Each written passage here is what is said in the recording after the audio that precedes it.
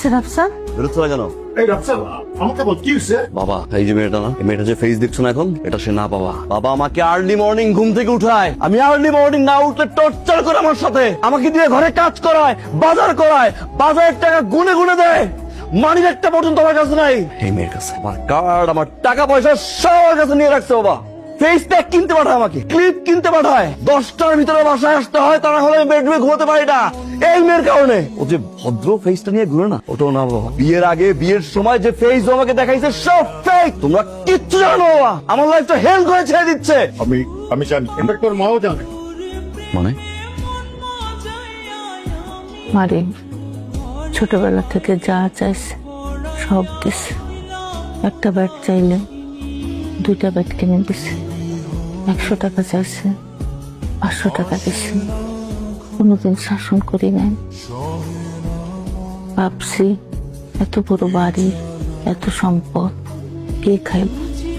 আমার একটা মাত্র ছেলে। ইউনিভার্সিটি লাইফ থেকেই এসব ছাইপাশ খাওয়া শুরু করছে।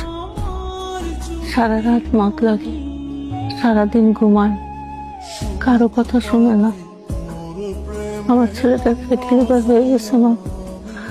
এভাবে থাকলেও বাঁচবে না। আমরা যে বইটা করছি, তুমি সেটা করো না মা। তোমার যা করতে হয় তাই করো মা, তুমি মেনে নিও না। আমার ছেলেটাকে একটু বাঁচাও।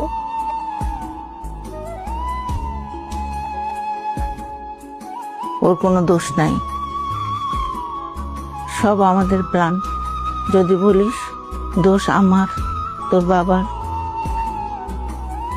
এছাড়া আমাদের আর কোনো উপায় ছিল না রে। আমরা হেল্পলেস।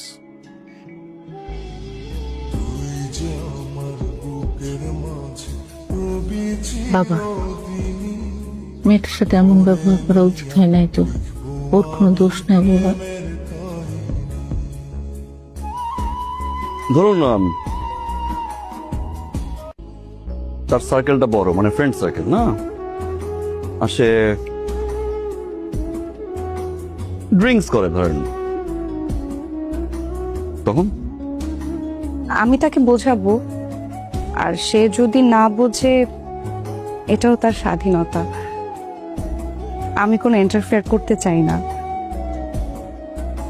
কিন্তু আমার বিশ্বাস একদিন তো ঠিক হবেই। আমার সম্পর্ক বাঁচে বিশ্বাসে। আমি কখনো শাসনে বড় হই নাই, না শব্দটার সাথে আমি ইউজ টুই না। ছোটবেলা থেকে যা চাইছি তাই পাইছি, ইনফ্যাক্ট বেশি পাইছি। যেটা করতে চাইছি সেটাই করছি। হঠাৎ করে তোমার ইন্টারফেয়ারটা আমি নিতে পারি নাই।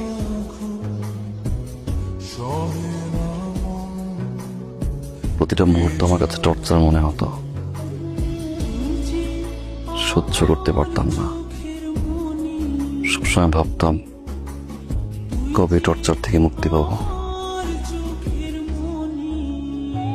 আজ যখন আমার ফ্রেন্ড হাসাহাসি করলো, আমি নিতে পারিনি।